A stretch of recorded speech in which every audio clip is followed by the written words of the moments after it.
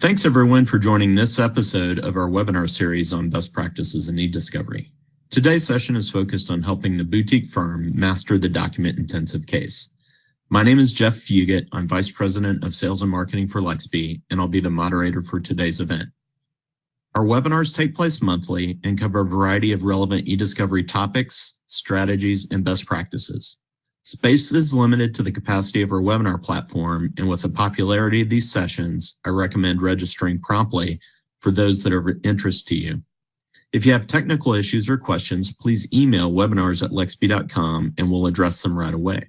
Our webinars are available online at lexpe.com for viewing via streaming video or downloadable as a PDF presentation or MP3 podcast.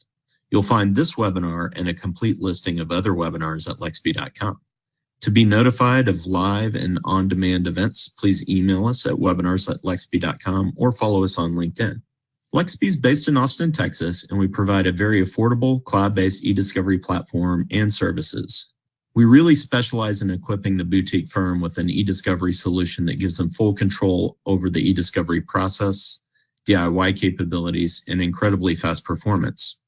We are often designated as the industry's most affordable and full-featured DIY e-discovery platform by analysts in the media. We're the industry's fastest e-discovery processing and document review platform. We deliver the industry's fastest ROI as designated by G2 Crowd in a study that was done earlier this year. We have a team of experienced e-discovery specialists and expert consultants who are all ACED certified. And if you'd like a demonstration of our platform, simply email us at sales@lexpe.com and we'll get that scheduled for you. Okay, so moving on. 2017 was a good year for boutique firms. Those small and medium firms captured the most market share with $181 billion in revenue. We continue to see strong demand for legal services from boutique firms as enterprises focus on cutting costs and search for expertise. In addition, most of our insurance company partners look to boutique firms to assist in insurance defense cases. So we continue to see demand for that category. With that said, the overall legal market has been flat and billable hours have declined over the past decade. Perhaps that's why we've seen an uptick in M&A with big law acquiring boutique firms that handle document-intensive cases because they're bucking that trend and are more profitable. In terms of data growth, I'm not going to spend a lot of time here because I believe most of you know that data is growing exponentially. We'll likely see overall data growth eclipse 160 zettabytes by 2025. The challenge is that not only is this data growth exponential, but there's also fragmentation and emerging new sources of data, which can increase the challenge of e-discovery while you're still being held to the same or compressed time frame by the courts, which are under pressure to get the cases through the system. So this slide exemplifies the data fragmentation and emerging sources of data. In 2017, there were more than 15 million text messages sent every minute of every day. There are more than 150,000 Skype calls made every minute of every day. And there are more than 5 million monthly active users of Slack, which has had really strong growth and has tremendous market share in the Fortune 500. There are more than 1.5 billion monthly active users of WhatsApp. And millennials prefer instant messaging and chat over email by a large margin. So email continues to grow at 5% with 2.9 billion users globally and is still an incredibly important source of ESI, but you can no longer just rely on email for your discovery. Our guest speaker today is Gene Albert. He is the CEO of Lexpe. He is also a sought-after speaker and author on e-discovery and legal technology. He's on the Planning Committee, Electronic Discovery Institute at the State Bar of Texas, and he is an e-discovery consultant and an expert. He has a BA and MBA from UT, as well as a JD from SMU. Before I turn it over to Gene, I've got a couple of polling questions to help set the stage for his presentation. Our first polling question is, how many document-intensive cases do you handle each year? 1 to 5, 6 to 10, 11 to 25, or 26 plus?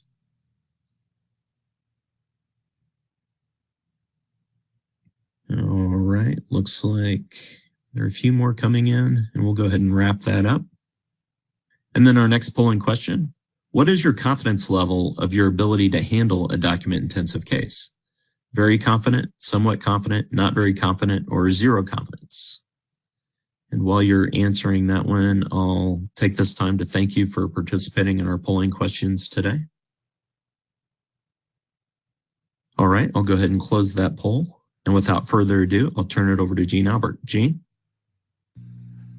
Thank you, everybody, for joining us for this edition of the LexP eDiscovery webinar series. And our topic is A Boutique Lawyer's Guide to Mastering the Document-Intensive Case.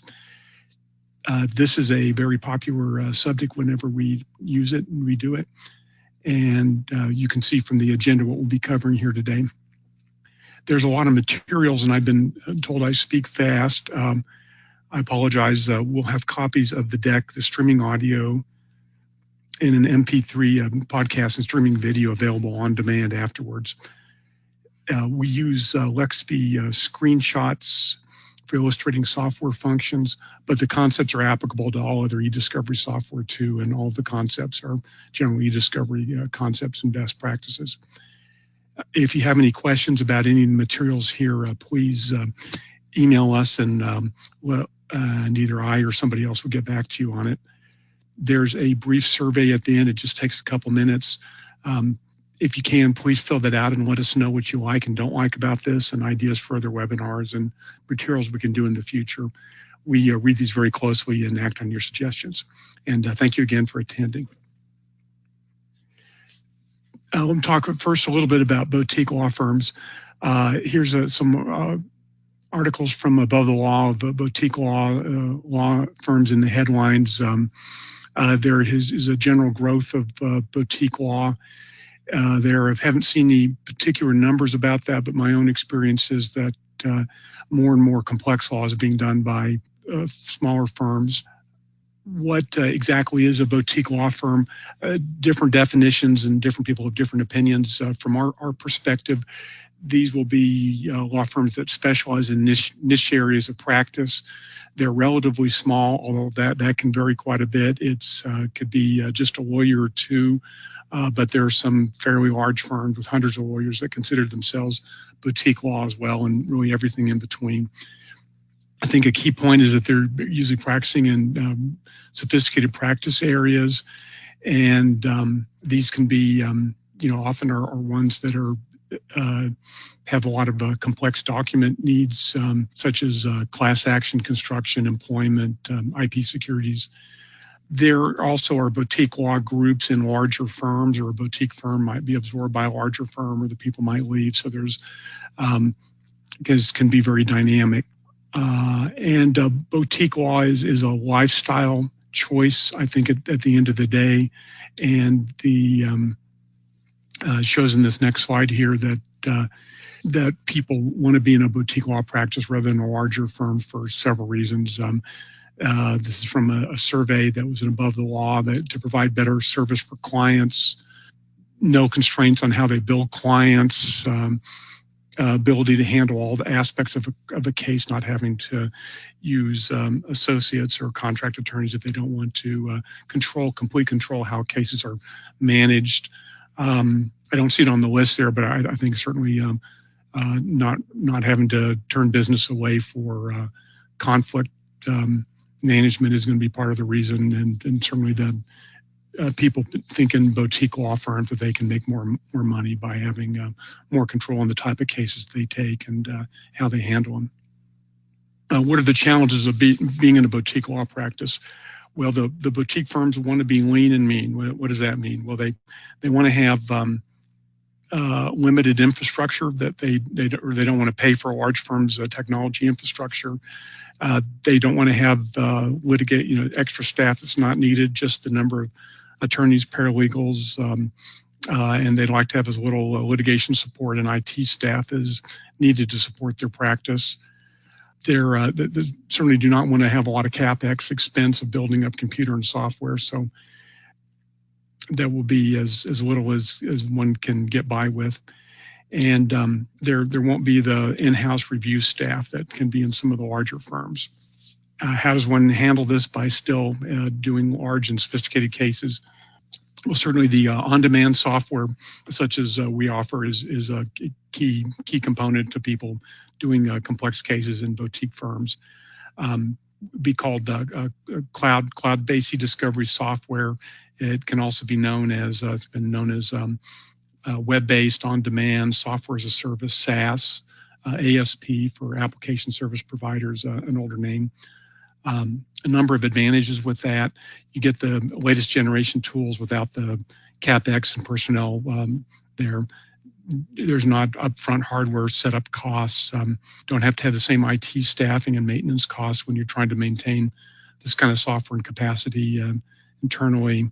You get the best practices for data encryption and security, being handled by your cloud provider.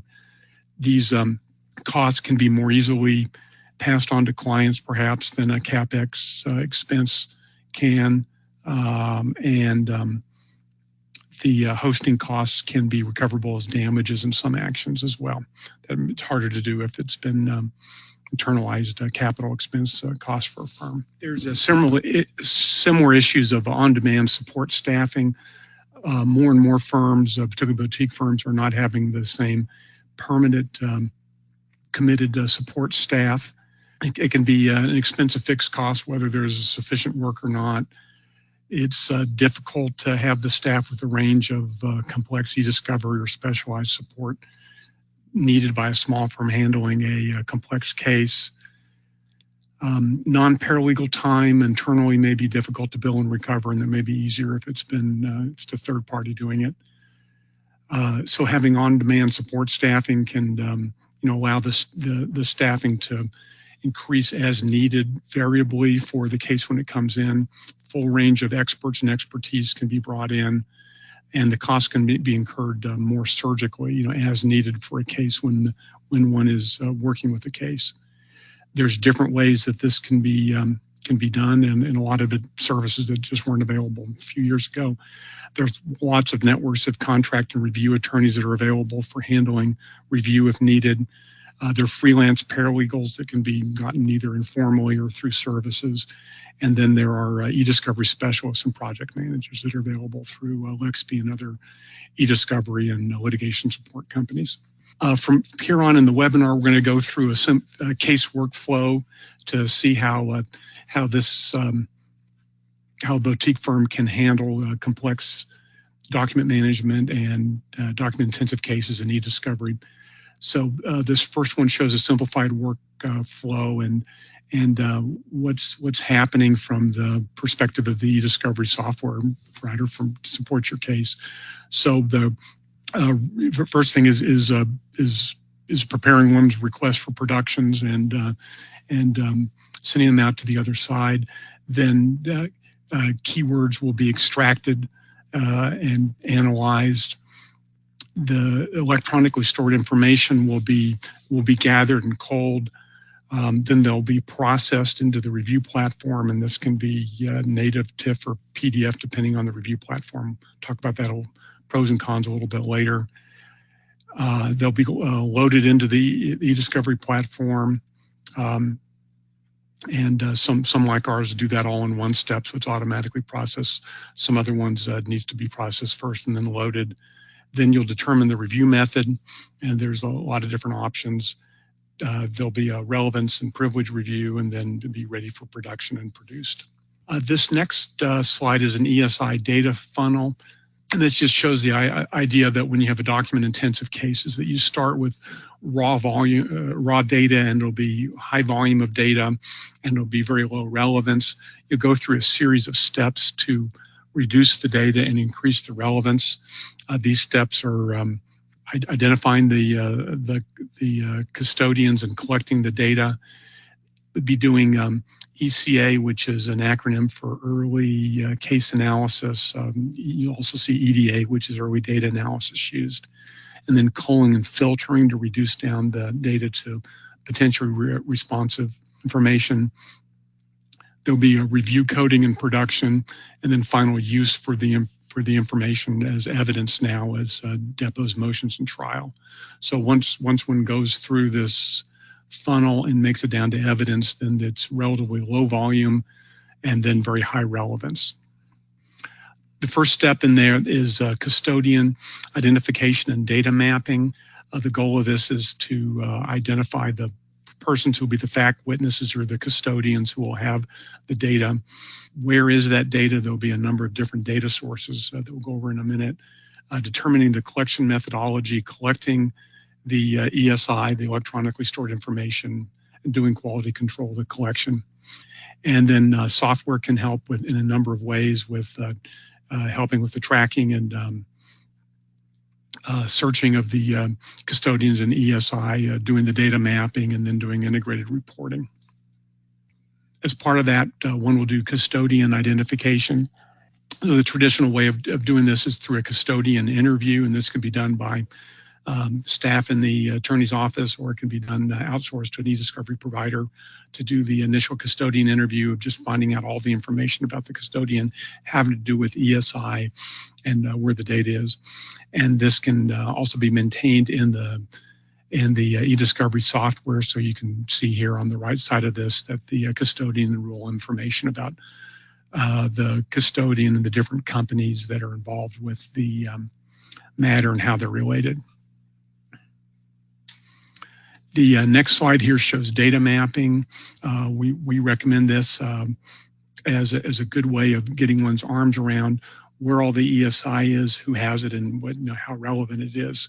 So what's done here is coming out of the custodian interviews, that a data map is made of each of the custodians, and then what different repositories or stores of electronically stored information the custodian has. And a data source or repository could be one's email, text messages on a phone, different messaging or texting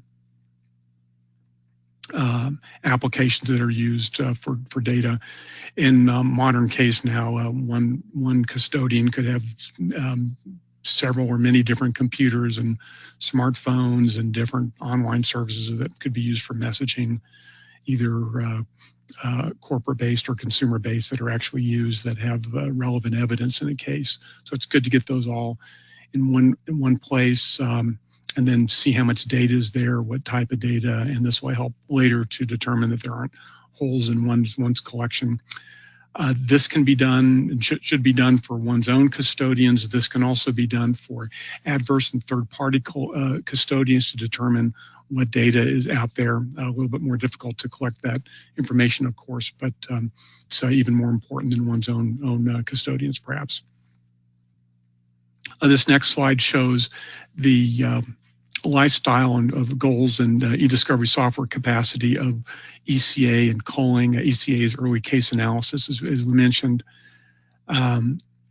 Culling refers to reducing down the data defensibly by a keyword or date range or custodian to get down to potentially relevant or responsive information. And there's a number of steps that go on in the e-discovery software that related to this. One's called denisting, of removing files that are known to not be relevant to particular litigation because they're related to software builds, et cetera. Deduplication, that gets rid of exact duplicate documents so they don't have to be reviewed. A few screenshots of how that works here. Here's one showing a histogram chart of data that's been gathered in a pivot table. So you can see, potentially a hole in collection there at the end, at the right side of that graph that looks like it dropped off and then it went up again. So there might be reason for that, or it might be that something was missed on the collection. So this is part of early case analysis of doing some statistical measures of all the data that comes in. Next, we'll move on to processing. So processing the goals and e-discovery software capacities. This allows, once the data has been collected and uploaded or ingested into the e-discovery platform, to get it quickly ready for review. There's a number of things that happen here by the software. There's text is extracted from the files and goes into the search index. Metadata from the files is very important. Image-based files go through an optical character recognition, OCR. Everything is organized to be ready for review. The software will support, common native file types, such, Microsoft Office and all different types of file types that are currently used by custodians. They'll be brought in and they'll be in a searchable PDF or sometimes a TIFF image or a PNG image will be created. Some software platforms use HTML. Multi-server capacity and scalability is really needed these days to do this quickly, which is why so much of this is done in the cloud now. Here are a few screenshots to show what this looks like. This shows ESI ingestion and upload. As part of the data going in, they'll be assigned to a custodian, and there will be time zone offsets. Some platforms like Lexby allow self-upload of the files, and depending on the capacities of that and how big it is, that clients may want to upload that themselves, or sometimes send in a drive and have the eDiscovery provider do the upload, depending. This next slide shows the review goals and eDiscovery software capabilities at the review stage. The goals are to code accurately, quickly, and cost-effectively, identify AEO, attorney's eyes only, privilege review, issue code. Various review methodologies will be supported by the eDiscovery software. Here's a screenshot of what search looks like. Usually there's a search interface where search terms can be put in different ways, either simple search or using Boolean or more complex ways of doing search and filtering. Then the search results come back hopefully very, very fast, and then they can be opened in the document viewer. And on the right is an excerpt, and maybe highlighting, showing the search terms that come back off of the search. The next slide talks about search capacity. It would be easy to assume that the search quality is the same in different software, but it really varies quite a bit. And there's different approaches different software developers and providers take on this, and it's a good thing to understand how it works under the hood a little bit. There's different indexing methods. The primary ones are a native extraction method or an imaged OCR method. So with the native extraction method, the data that's being taken into the search engine is what can be extracted from a document using what's known as a native extraction filters that pull everything that's available text within the document, and these filters are designed application by application to be able to pull all available text out.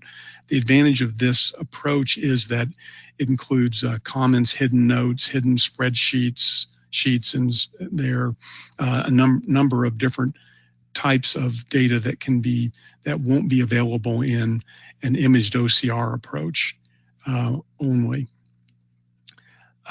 But a disadvantage of this approach is that it doesn't use OCR, so anything that would benefit from OCR, optical character recognition, the native text extraction method won't get. The other main method is the imaged OCR method, and what happens here, and this is the older method that was used in the first eDiscovery programs that were developed, is that every document went through basically a virtual print driver and an image version of the file, usually a TIFF image was created, and then that's OCR'd, and that has the advantage of getting anything that would be available for print if a document was printed, and it OCRs everything. The disadvantage there is that it picks up OCR errors on this approach, and also a number of important types of information don't make it through a virtual print driver or an actual print driver, such as hidden sheets, speakers notes, comments, versions, that sort of thing. And these can be lost if there aren't special procedures to find it. The approach that we use is what we call Uber Index, and it combines these two methods. So we take both of these and concatenate them into one search index. Other things that can go into the search index, which we include, is pulling the metadata out, selected metadata, and then putting that into the search index for searchability. And also if there have been non-English translations added to the document record, then those can also, the English versions of that can be added into the search index as well to give the most comprehensive search.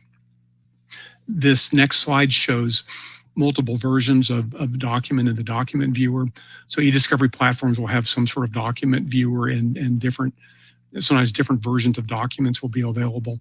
And there actually are many different versions of a document that one would want to look at in a typical document review. But you want one record, so your metadata and your coding is just done on one version of the document, not having multiple ones, which would be untenable if you're doing a large document review. These are examples of the different tabs, which are actually different document versions that we have available. First one is the hits. This would show what the highlighted hits from search with about 25 words on either side, similar to what you'd see in Westlaw or Lexis. There's an original version. This will be the native version of the document, so you can easily download it and look at it locally if needed. An HTML version. This is the extracted text from native with the text highlighting I referred to in the last slide. There's a PDF version. Here we use this as our primary review version of a paginated document for Bates stamping. There's a page at a time view of the PDF. This is because sometimes there can be very, very large PDFs that are provided, sometimes hundreds, even thousands of pages, and you want some way to look at those economically. So that allows only the first page to be looked at, so it loads lightning quick. There's the text version tab for that's the OCR of any of an image version of the document from the PDF. There's produced versions, so oftentimes one document may be produced multiple times with different Bates stamping, so one quickly can get to previously produced version of a document, different Bates stamp. Redacted versions for confidentiality, translated versions, annotated versions that are available for deposition and trial preparation for notes for the examining attorney. For the review, there can be different versions, as I mentioned. Some platforms use TIFFing or PNGs, some use an HTML version for the review, and some, like us, use a PDF version. We like the PDF version for a number of reasons. It's portable. There's not a need to add, to have additional software for reviewing it. It's because it's not a TIFF. It has the entire document, so you don't need to have another. Don't need to look at it at a page at a time. And if you pull it out of the platform, it's easy to work with, and you don't have to worry about reconstructing the single page TIFFs into one large document. It's small. The PDFs are compact. The text-based PDFs that created are compact, about the same size as the original native, and doesn't bloat in the review platform. Allows Bates stamping. TIFFs do that as well. HTML or natives can't be Bates stamped at all, or is easier to work with as a single file. And we have integration with the native, so there's an ability to get to the native file when needed. And then if one needs TIFFs, then those can be created as part of the production step in our platform. When doing review, coding is really important. So we and other e-discovery platforms will have a combination of built-in and custom fields. The built-in fields are ones that are usable immediately and have to often do with the metadata fields and the built-in workflows, such as responsive, non-responsive, confidential, privilege, attorney's eyes only. Custom fields are created for whatever else is needed for issue coding for the file. And you can see some examples of that on the right of this slide. This next slide shows how multi-document coding and tagging works. The e-discovery platform should allow you to mark and code a large number of documents at one time. And instead of just doing them one at a time per document, you should be able to run searches or filters and then have that code in a matter of seconds into custom fields that you've created, or be able to copy from one field to another within the litigation database, even on very large cases with millions of documents in them. The next slide shows a review sets creation and assignment. As part of a large documents review, one will often want to create review sets and assign them out to individual reviewers. This can be helpful in almost any cases and really is critical once you get into a managed review environment or if you have a large number of internal reviewers within a case. So this will allow certain documents to be put into a review set. These can be organized by a number of different ways, including sometimes they'll be grouped by custodian or by particular issue or certain file types, sometimes certain language. The email attachments need to be joined in as part of the same review, and then they can be checked out so that only the reviewer can work with those. There will be reporting tools to be able to look at review efficacy and speed. This slide discusses review methodologies a little bit. An important thing in determining how to do review is to match the review methodology and the case. There are a number of different factors that will drive what type of review methodology ought to be used. And this I have to do around the case size, the type of the case, the budget, the availability and expertise of the personnel and the amount of time that one has. There are three primary ways that one can do a review, although there would be combinations of them within a case. The first is a linear review. This is meant when individuals look and review and code all documents one at a time. This is the way we used to do things in the old days before cases got real big. On large cases, this may not be cost or time effective anymore, but there are managed review companies that will maintain contract attorneys that can come in and throw a large number of people to do a large document review when that's needed. Next is keyword searches, certainly the way a lot of large document cases get done. The search keywords are carefully prepared and tested and maybe negotiated, and then those are used to identify responsive and privileged documents. Sometimes search is maligned as not being as accurate as other methods, but it certainly can be as accurate as any other methodology or technology with proper use and testing. Then predictive coding is also known as technology assisted review or TAR, and this is a special algorithm that's used for preparing responsive documents off of trained documents, and we'll got another slide that talks about that in a little bit more detail in a minute. These are the pros and cons of the different types of document reviews. For a linear review, it's comprehensive. It ensures that somebody's looked at all the documents and there's eyes on every one of the documents. A big advantage that is compared to other methodologies that you're learning the case while you're coding. If you're doing a search or predictive coding, you really haven't looked closely at all the documents that are in the case. So there needs to be another methodology for getting familiarity with the documents if you use something other than a linear one. It's comfortable, people are used to doing it, and certainly is nice if the case allows it.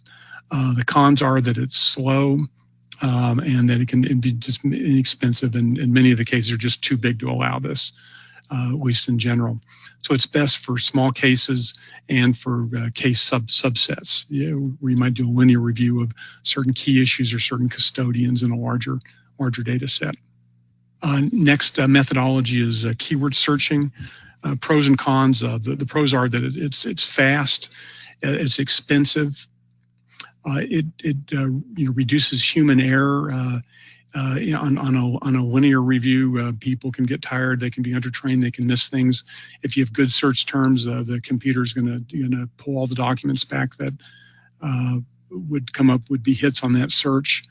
And certainly judges and lawyers are very familiar with keyword searching, and we're at least with structured data like Westlaw or Lexis.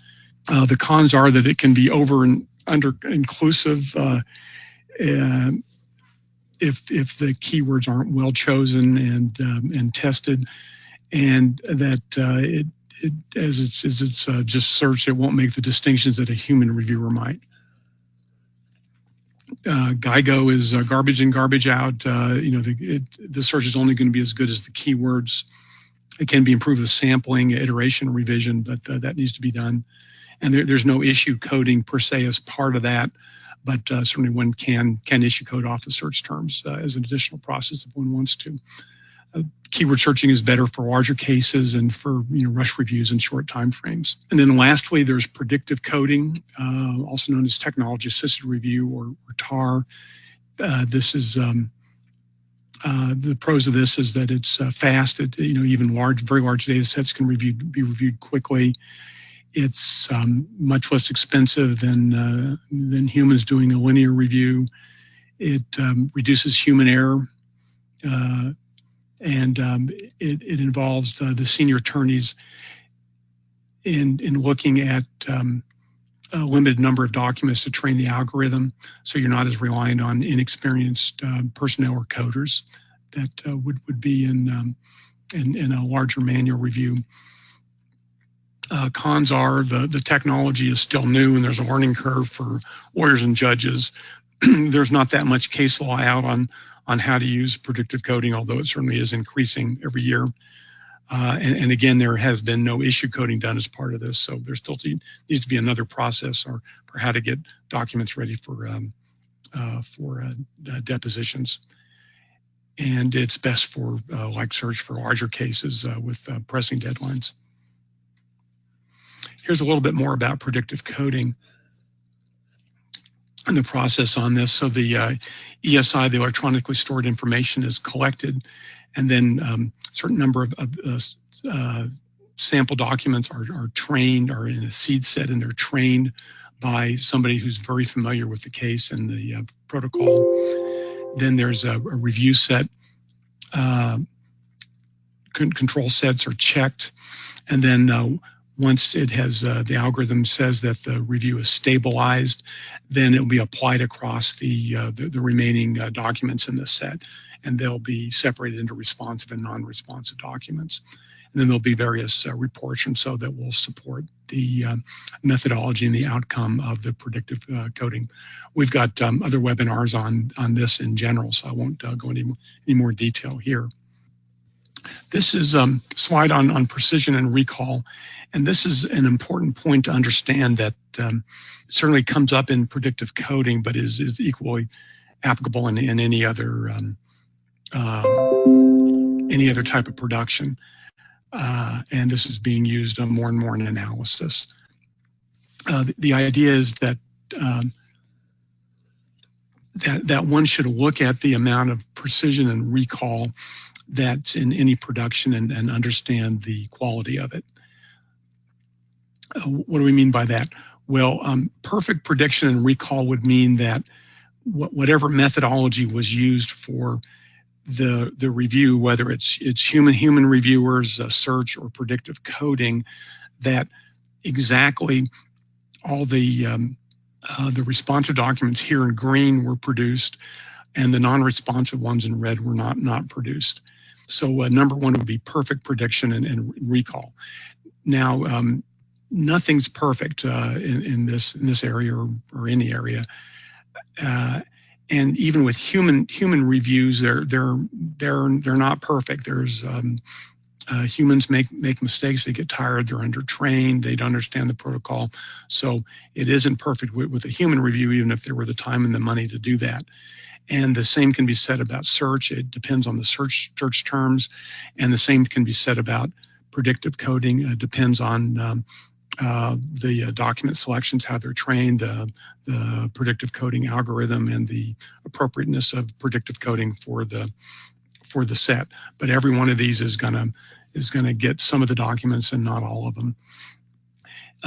If there's high precision and low recall, that shows number 2, and that would be where false positives are being generated. So here, all or most of the responsive documents are making it into the production, but a lot of non-responsive documents are being produced as well. Here where the red X marks are. So this would be called excessive false positives, overproduction, and we certainly would call that calling that a data dump for years. Number 3 is the opposite. Here, there's low precision and high recall. So what's happened here is there's a lot of false negatives, and documents that are responsive aren't being produced, and this would be an underproduction. And number 4 would be a production that has low precision and low recall, and there's not another name for that other than junk. These are precision and recall are statistical measures, and these can be as part of quantitative reports, and we're seeing more and more of these in large productions. And it's good to understand how that works and how one can use that to have a quantitative measure of your productions, of the production quality.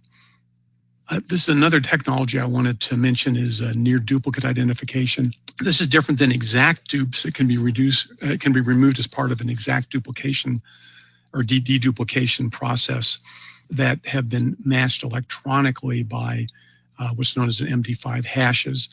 Near dupe instead looks at the text in the files, and in general will match a document if there's a 50% or more overall text match. And this can be very useful for a number of different processes. It's useful for catching inconsistent privilege coding, for finding related hot docs, find one doc, find more, accelerating responsiveness coding that one can look at near dupe groups and mark them responsive or non-responsive as a group using multi-doc coding. Finding different versions of a document, particularly when it went through different edits, and matching a native and scan versions of documents that wouldn't be identified as exact dupes. This shows how near dupes can come up, and you can see different versions of near dupes in a document. Next slide talks about production goals and software capabilities.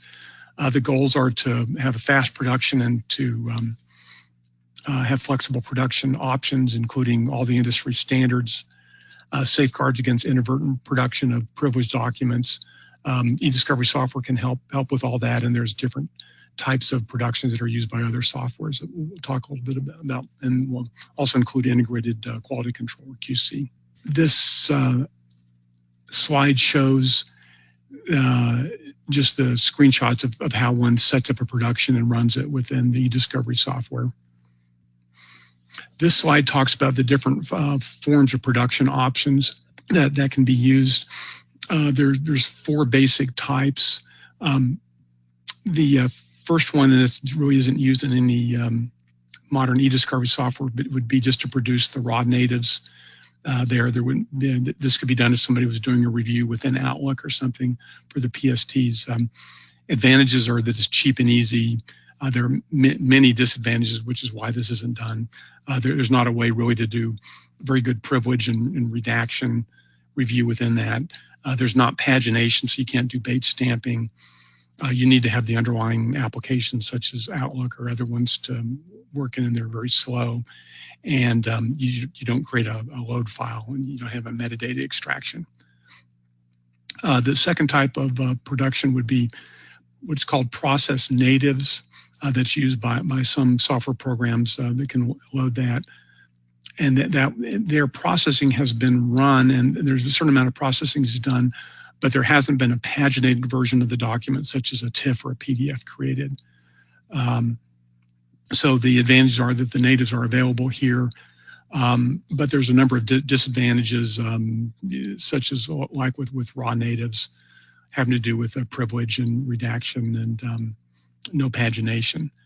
The next is TIFF images. This is the older standard of legacy eDiscovery software programs before the latest generation. Here, single-page TIFFs would be created. This was the original standard. It allows for bait stamping and redaction. Optionally, the natives can be created, but there are problems with this. One is the TIFF standard isn't color, doesn't allow color versions of documents, although there can be workarounds with this on using JPEGs. OCR is needed, so they'd introduce OCR errors. It's not very portable compared to natives or PDFs. And also these the TIFF images can get very, very large, so it can be more expensive to host and review TIFF images and other options. The last major way of doing this is using text-based PDFs. This is Lexby's main way of working with things. The advantages are really all the advantages of the TIFF, but it's now portable and in color and a lot smaller. The TIFFs can be created as part of the production, and then the natives are available and can be included in the production or not as people want. Load files are created and included as part of productions, and it's good to know a little bit about how those are. There are different versions. It's basically a way of taking the metadata out, and if there's TIFFs, the individual pages and constructing them back into documents. So there'll be metadata, document breaks, email family associations will be included in the load files. They're not very friendly to look at, so you can see an example at the bottom of the screen there for one. The next slide shows metadata fields. As part of the load files, there will be the metadata fields that eDiscovery software needs to load in will be included. This is a partial screen caps of the Department of DOJ. What they want to see in load files is about half of all the fields that they want in there. So these are all the things that are being included in the load file. These are created out of the eDiscovery platform for metadata and sometimes coded data. Next in the production stage is to talk about privilege coding. This can take a lot of time in larger cases where there's a lot of privileged documents. So you want this done as automatically as possible, including for privilege and work product coding. The metadata fields will be pulled automatically out of documents, emails in particular, who from, subject matter, date, time. This will go into the privilege lock fields. The metadata can also come out of loose native files, and this can be very helpful in generating these privilege logs and not making them to be such a time sink. Next, we'll move on to depositions and motion practice. The goal here is to organize the case issues, support deposition preparation, and related motion practice and transcript review. An important part of that is timelines. To be able to take the key facts and issues and associate them with the custodians and with the documents and transcript evidence. And this is an example of a Lexby timeline, so you can see what that looks like. And here's another view of the facts and issues from the timeline here, going back to a transcript. So the timeline that we saw in the prior slide, you could also see, click on it and see that at the document level and do highlighting on the document and tie that back into the document viewer to see the facts and issues there, and then also see them in timeline format. The last case stage is trial and appeal. Here, the eDiscovery software can assist in a number of things. Having a searchable document repository at trial to be able to quickly search all documents, not only the ones that have been identified for use as exhibits and evidence. Having the timelines dynamically update for new testimony and other evidence is a good idea. Documents and facts and issues can be exported for trial director verdict or other presentation programs that are used. And then custodians and key participant information can be retained for later conflict checking. Next, we've got a couple slides on a case study that was featured in Above the Law.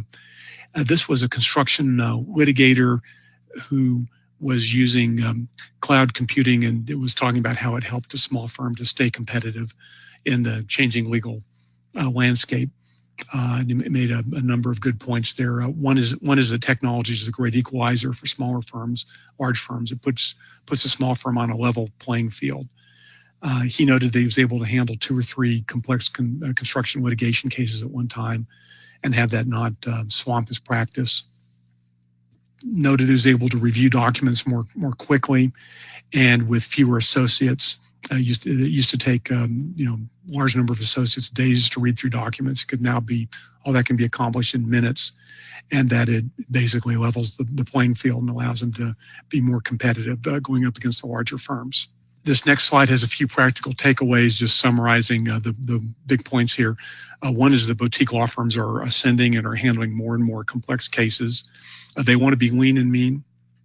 Because of that, they really need to have good e-discovery software and on-demand personnel is needed to be able to handle modern document-intensive cases, and that the technology at the end of the day should supplement your practice and leverage your firm. Lastly, here we have a checklist for boutique lawyers of different things to consider when you're handling a complex case. ID your custodians early, build data maps of your ESI, use ESI orders and protocols and Rule 26 meet and confers, preserve and collect request texting and other non-email communications that can be important as well in modern litigations. Request native versions of documents that can be very helpful in building your case. Defensively reduce your data after collection. Match your review protocol for case complexity and needs. Consider cloud-based e-discovery document management review software instead of building up an internal capacity. Supplement with your internal staff as needed with external project managers, contract lawyers, freelance paralegals as needed. Use predictive coding TAR when appropriate for a case. Consider managed review if issue coding is needed on a large case. Check your software search capacity for being able to bring in native and OCR documents, metadata and foreign language document translations. Know key statistical concepts for production adequacy that may be used. Know how to find holes and gaps in productions. Use near-do groupings to improve privilege review, hot docs, and to speed responsiveness review. Review your email and threads. Determine how to handle foreign language documents, including auto translation. Consider how large productions will be delivered, number of different options on that. Keep facts and issue timelines updated, and keep up with the latest technology and laws. This is a fast developing area. Well, that's going to do it for me. Thank you, everybody, and look forward to talking with you next time. That was a great presentation, Gene. So I'm going to briefly walk you through how Lexpe helps the boutique firm address the issues of infrastructure, support staff, computer hardware and software, as well as how to keep e-discovery in-house versus having to outsource. So on this slide, I want to talk about really one of the great aspects of the time that we live in is that there's absolutely no need to have large, expensive in-house technology infrastructure. Broadband is almost ubiquitous, and the cloud not only delivers massive computing and storage capabilities for a fraction of the price, but it is also highly, highly secure. With Lexpe's cloud-based e-discovery platform hosted at Amazon Web Services, you get on-demand capabilities that will equip you with superior technology infrastructure that is highly scalable, secure, and available when you need it without the huge expense of dedicated technology. The cloud more than levels the playing field for boutique firms handling document-intensive cases.